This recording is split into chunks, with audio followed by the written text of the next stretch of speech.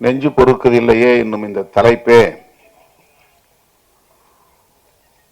திரைப்பட தயாரிப்பாளருக்கும் இயக்குநர்களுக்கும் எத்தகைய சமூக பொறுப்புணர்வு இருக்கிறது என்பதை நமக்கு உணர்த்துகிறது.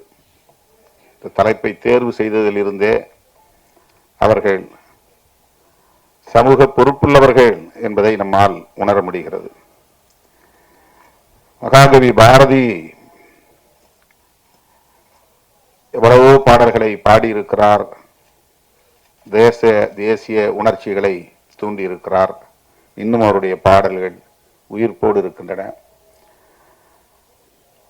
அவற்றில் மிகவும் உயிர்ப்பான வரிகளில் ஒன்று, நெஞ்சு பொறுக்குதில்லையே இந்த நிலைகெட்ட மாந்தரை நினைத்தாலே என்கிற இந்த சொற்றொடர்கள். இது மிகவும் புகழ்பெற்ற சொற்றொடர். இலக்கிய தளத்தில் மட்டுமல்ல, சமூக தளத்தில், அரசியல் தளத்தில் அனைவரும் அறிந்த ஒரு சொற்றொடர். நிலைகெட்ட மாந்தர் என்று அவர் குறிப்பிடுகிறார் பாரதியார். ஆங்கிலத்திலே ஒரு ஸ்டெடி இல்லாதவன் சொல்லுவான், எதுலையும் ஸ்டெடியா இருக்க மாட்டான், ஒரு பிடிப்பு இருக்காது, ஒரு உறுதிப்பாடு இருக்காது, ஒரு நிலையான மனநிலை கொண்டவன் இல்லை அப்படின்னு சொல்லுவோம். யாராவது ஒன்று சொன்னா உடனே அவன் மாறி போயிடுவான் மனசு. நாம ஒன்று சொன்னோம்னா அதுக்கு தகுந்த மாதிரி அதுக்கு ஈல்டாயிடுவான். அப்படிப்பட்ட மனிதர்களைத்தான் நிலைகெட்ட மாந்தர் என்று பாரதி சொல்லுகிறார்.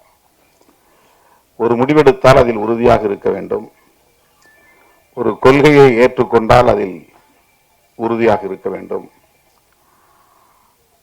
ஒவ்வொருவரும் ஒவ்வொரு கருத்தை சொல்லுகிற போது அதற்கேற்ப மாறிவிடக் கூடாது. நம்முடைய நிலைப்பாட்டில் நாம் நம்பிக்கை கொள்ள வேண்டும். அப்படி இல்லை என்றால் அப்படிப்பட்ட மனநிலை உள்ளவர்களை நிலைகெட்ட மாந்தர் என்று நாம் புரிந்து கொள்ளலாம். பாரதி கோபத்தோடு தான் இதை சொல்லுகிறான், ஆதங்கப்பட்டுத்தான் சொல்லுகிறான். மானுட உளவியல் இப்படிப்பட்டதாக இருக்கிறதே என்ற வேதனையை வெளிப்படுத்துகிறான்.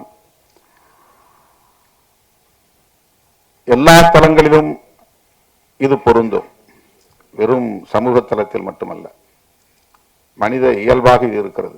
தமிழர்களுக்கு மட்டுமல்ல, உலகம் முழுவதும் இருக்கிறது.